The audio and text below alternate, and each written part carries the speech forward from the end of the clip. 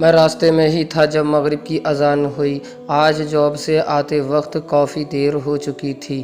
میں جیسے ہی گھر پہنچا مغرب کا وقت تقریباً ختم ہو ہی چکا تھا۔ میں نے جلدی وضو بنایا اور ویسے ہی گیلے ہاتھ پاؤں لے کر نماز کی نیت باندھ کر کھڑا ہو گیا۔ میرے چہرے سے پانی ٹپک رہا تھا۔ میں بار بار اسے آستین سے پوچھتا اور نماز چالو رکھتا۔ نماز کے دوران ہی مجھے دھیان آیا کہ میں امی کی دوائیاں لانا بھول گیا۔ آج آفس میں ڈھیر سارا کام تھا، کھانا کھانے کا بھی وقت نہیں ملا۔ بہت تھک چکا تھا۔ سجدے میں جاتے ہی میں نے نماز میں پورا دھیان لگانے کی کوشش کی۔ تبھی اچانک میں ایک ایسے میدان میں تھا جہاں بہت سارے لوگ جمع تھے۔ سب کے ہاتھ میں ایک کتاب تھی۔ مجھے سمجھ نہیں آ رہا تھا کیا ہو رہا ہے۔ تبھی کسی نے آ کر ایک کتاب میرے ہاتھ میں بھی دے دی جس پر میرا نام لکھا ہوا تھا۔ میں نے کھول کر دیکھا تو اس میں میرے اچھے اور برے اعمال لکھے ہوئے تھے۔ میرا دل بیٹھ گیا۔ میں نے سوچا یا اللہ کیا میں مر گیا؟ میں نے سب کی طرف نظر دوڑائی۔ سب کے سب ایک لائن میں اپنی کتاب جمع کر رہے تھے۔ میں سمجھ گیا تھا کہ میں مر چکا ہوں اور اب میرا بھی ان سب کی طرح حساب کتاب لینا ہے۔ میں نے بھی اپنی کتاب جمع کر دی اور انتظار کرنے لگا جب سب لوگوں کی کتاب جمع ہو گئی تو وقت آیا فیصلے کا۔ مجھے اپنے کانوں پر یقین نہیں ہوا جب سب سے پہلے میرا نام پکارا گیا۔ میرے دل زور سے دھڑکنے لگا۔ میں نے سوچا نہ جانے آج میرا کیا ہوگا، کیا میرا انجام ہوگا۔ تبھی آواز آئی جہنم۔ مجھے بھروسہ نہیں تھا کہ میرے حصے میں جہنم آئے گا۔ میں رونے لگا، میری آنکھوں سے آنسو ٹپکنے لگے۔ تبھی دو خطرناک دکھنے والے سائے آئے اور مجھے گھسیٹ کر لے جانے لگے۔ میں چلا رہا تھا بچاؤ مجھے، کوئی بچاؤ، لیکن مجھے سہمی ہوئی نظر سے دیکھ رہے تھے۔ کوئی بچانے کے لیے آگے نہیں آیا۔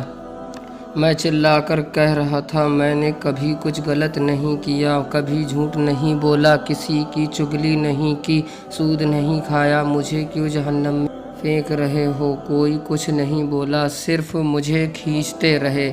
اب میں جہنم کی آگ محسوس کر سکتا تھا۔ جہنم کا منہ قریب ہی تھا اور اس میں سے ایسی آوازیں آ رہی تھیں جیسے کوئی جانور رسی توڑ کر مجھ پر حملہ کرنے کی کوشش کر رہا ہو۔ میں بہت ڈر گیا اور زور سے رونے لگا۔ تبھی مجھے یاد آئی نماز۔ میں چلانے لگا میری نماز کہاں ہے؟ جہنم کا منہ سامنے ہی تھا۔ دنیا میں میں ذرا سی گرمی برداشت نہیں کرتا تھا۔ یا اللہ اس گرمی کو کیسے برداشت کروں گا؟ میں جہنم کے دروازے پر تھا اور زور سے رو رہا تھا، لیکن کوئی سننے والا نہیں تھا۔ میں چلایا لیکن کوئی فرق نہیں پڑا۔ ایک سائے نے مجھے دھکا دے دیا اور میں جہنم کی لپٹتی آگ میں گرنے لگا۔ مجھے لگا شاید یہی میرا حشر ہے۔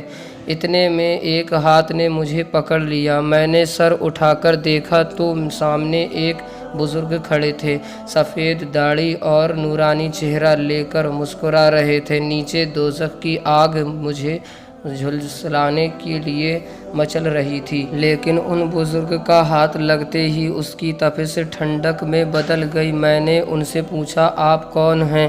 انہوں نے مجھے باہر کھینچ کر کہا تمہاری نماز۔ مجھے غصہ آیا اور میں نے کہا آپ اتنی دیر سے کیوں نہیں آئے؟ مجھے دوزخ میں دھکا دے دیا گیا تھا۔ آپ اگر تھوڑا اور دیر سے آتے تو میں جہنم میں جا چکا ہوتا۔ بزرگ نے مسکرا کر کہا تم بھی مجھے آخری وقت میں پڑھا کرتے تھے۔ تبھی میری نیند کھلی۔ کوئی مجھے زور سے ہلا رہا تھا۔ میں نے دیکھا امی میرے پاس کھڑی ہوئی ہیں اور بول رہی ہیں کیا ہوا؟ نماز کیوں چلا رہا ہے؟ میری خوشی کا ٹھکانہ نہ رہا۔ میں زندہ تھا۔